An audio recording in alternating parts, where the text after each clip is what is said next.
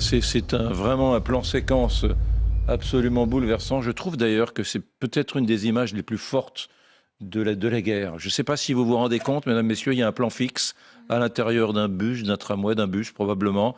Dans ce bus, des familles qui sont allées participer à l'enterrement de soldats, voilà, des frères, des frères, des enfants, des fils. Voilà, les parents sont là.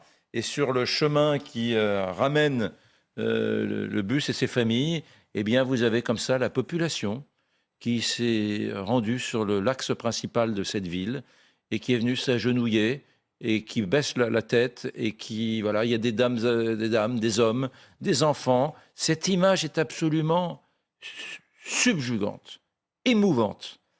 Regardez cette petite fille-là qui est dans le bus, qui a le regard un peu perdu. Je ne sais même pas si elle regarde tous ces gens agenouillés. Elle a peut-être perdu son père, son frère. Et cette image est d'une puissance, elle est bouleversante.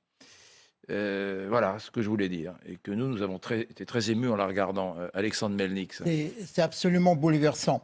Ça prouve que les Ukrainiens, ce sont des humains, c'est-à-dire l'humanisme que nous constatons à travers cette scène et qui contraste quand même avec cette espèce de barbarisation, déshumanisation de la société, de l'armée russe, c'est-à-dire et aussi du commandement russe qui jette dans le brasier de la guerre la chair à canon où la vie humaine ne vaut rien. Parce qu'en fait, au fond, il s'agit du respect de la vie humaine et de la mort. Donc, c'est-à-dire, dans toutes les circonstances de la vie, il faut garder le respect par rapport aux morts. Et c'est ce qui se passe aujourd'hui dans ce pays, l'Ukraine, qui essaie de s'ancrer aux valeurs occidentales, aux valeurs européennes, où la vie humaine, l'apothéose de la vie humaine, rien n'est plus important que la vie humaine.